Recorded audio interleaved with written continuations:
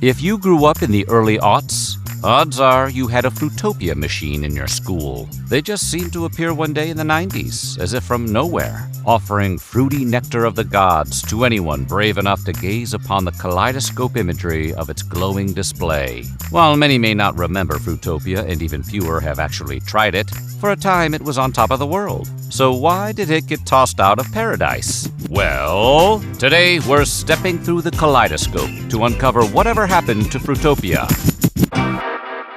But before we grab some low-hanging fruit, be sure to subscribe to the Weird History Food channel. Then leave a comment letting us know what other forgotten 90s beverages you would like us to dispense next. Okay, time to twist the cap off some history. Marketing a juice drink to children is as easy as dumping enough sugar in there to sell itself. But bottled teas and juices for teenagers and adults didn't begin gaining traction until the 1980s, as consumers sought out alternatives to the sugary sodas being advertised at the time. Hoping to capitalize on this trend, Leonard Marsh, Hyman Golden, and Arnold Greenberg founded Snapple. The trio launched their brand in 1972 under the exciting name Unadulterated Food Products. UFP's plan was initially focused on selling juice drinks to health food stores, and didn't begin selling its first bottled lemon tea until 1987. This marked a major turning point in their venture, as sales rose from $3 million in 1986 to a jaw-dropping $700 million in 1994.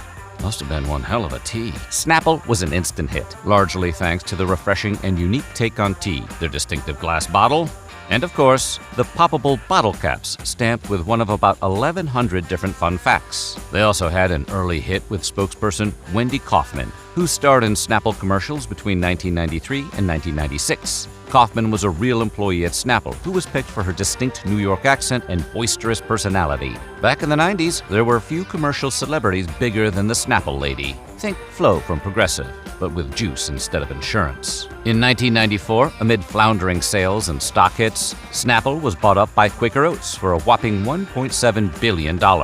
The sale set off dollar sign alarms at Coca-Cola HQ, which is when Fruitopia came into the picture. Coca-Cola saw the adult juice trend that Snapple had tapped into and decided they wanted a piece of the fruity pie for themselves. In 1994, Coca-Cola launched Fruitopia under their Minute Maid brand. The initial launch included a $30 million ad campaign focused on the health food movement that was taking the country by storm. The campaign was essentially a call to war, putting Fruitopia in direct competition with the juggernaut Snapple. At the helm of Coca-Cola's marketing was Sergio Zyman, credited with coming up with the idea for Fruitopia as an alternative to the sugary sodas getting so much bad press. But Zyman wasn't the only one attempting to come up with the next great new beverage. Around that same time, in 1995, friends Kevin McGovern, John Bello, and Tim Schwalm introduced the world to the South Beach Beverage Company, or SoBe for short. Their initial offering was a ginseng guarana ginkgo blended tea they called Black Tea 3G. It is impossible to roll your eyes further back than you just did. You may also remember SoBe as the flashy glass bottle with a little lizard on it, branding which caught the eye of thirsty consumers in the mid-90s. On the same shelf as Fruitopia, customers could find SoBe elixirs, teas, life water, and energy drinks. SoBe was eventually scooped up by PepsiCo for $370 million in the year 2000, and the cola giant promptly removed the glass bottles from distribution. We're not saying the removal of the iconic glass contributed to SoBe's complete downfall by the mid-2010s, but we're not saying it. Fruitopia debuted in 1994 with spiritually cosmic flavors like Strawberry Passion Awareness, Citrus Consciousness, and Grape Beyond. If these names sound a little funkadelic, that was the idea. In the early 90s, a renewed interest in the New Age movement and all the aesthetics that came with it prompted Fruitopia to point their advertising in that direction. Coke marketed their new venture as embodying harmony, imagination, and the free spirit. The psychedelic packaging, funky colors, fruit-forward identity, and peaceful aesthetic was immediately appealing to adults who fondly remembered the New Age movement, as well as kids who love colorful juices, no matter what the packaging looks like. Fruitopia was so popular, in fact, that Time magazine named it one of the best new products of 1994, a list that included no other beverages. Fruitopia found itself a permanent home in McDonald's soda fountains, and even got a mention in a 1999 episode of The Simpsons from astrophysicist Professor Stephen Hawking. I wanted to see your utopia.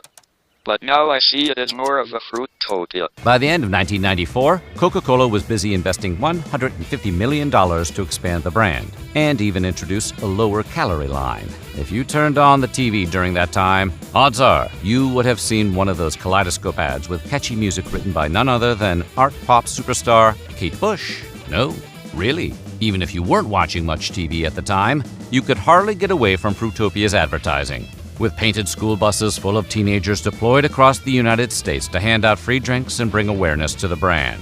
And to add even more of an incentive, trips to Hawaii and New York and other prizes were offered to customers just for buying a bottle of their juice. Snapple remained the industry standard for the adult juice market in the early days, with Fruitopia labeled by many as a Snapple knockoff. Despite this, Fruitopia vending machines began to pop up all over the country, predominantly in high schools, where they were very popular with younger students on campus. Coca-Cola had tried to make a push, offering $1.5 million to the Madison, Wisconsin School Board to introduce a Fruitopia inclusion curriculum, a bid that was ultimately rejected. Had it gone another way, it would have been just another thing The Simpsons predicted.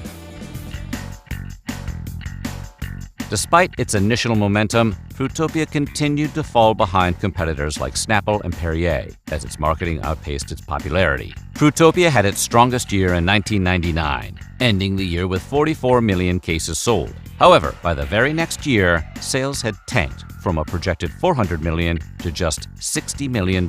Seeing the writing on the wall, Coca-Cola dropped several of the underperforming flavors like Lemon Berry Intuition Tea, Cranberry Lemonade Vision, Curious Mango Tea, Tropical Consideration, Apple Raspberry, and Lemonade. No deep and light name for that one, just Lemonade. By 1996, Fruitopia's advertising agency had changed over to Leo Burnett and, in an effort to revitalize the brand, floated the new tagline, "Find Your Own Fruitopia."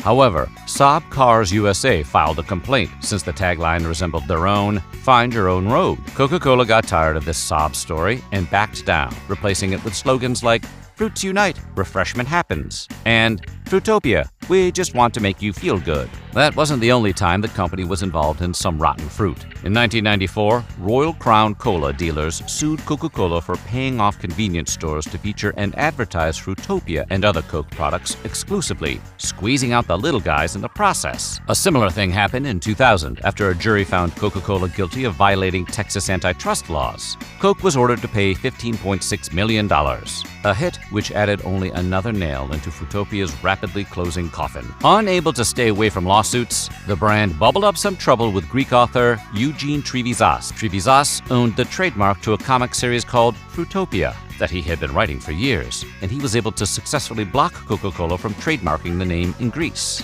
This would unfortunately pave the way for more misfortune to befall Fruitopia by the beginning of the new millennium. The writing was on the wall by 2003 after changing consumer tastes and an aging target demographic saw Fruitopia's worst year yet. Coca-Cola made the decision to discontinue Fruitopia in the U.S.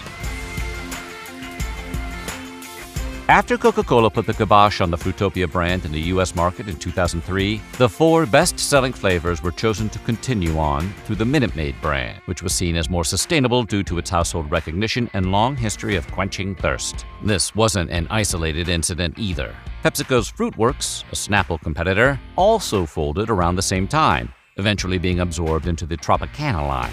Those orange drink companies do not mess around. While it's a fruitless effort trying to find Fruitopia anymore in the United States, Canada and Australia have the privilege of basking in its refreshing goodness via both can and carton form. Canadian McDonald's locations are also a hotspot for Fruitopia activity, still featuring flavors like Strawberry Passion Awareness and Orange Groove. If you're lucky, you can also find additional flavors like Raspberry Kiwi Karma, Tangerine Wavelength, and Blueberry Watermelon Wisdom. At least that's what it says on Coca-Cola's Canadian website. And while adult teas and juices may not be all the rage they were in the 90s and the early 2000s, elder millennials still have a soft spot for the beverages, as proven in 2022 when Snapple revived its once-abandoned Snapple Elements line. Back in the day, you could find colorful bottles of Snapple featuring all the elements of our planet: earth, rain, sun, and fire, and Mila Jovovich. Snapple fans had their nostalgia quenched in 2022 as the brand introduced new Elements versions and redesigned plastic bottles with less sweet formulas.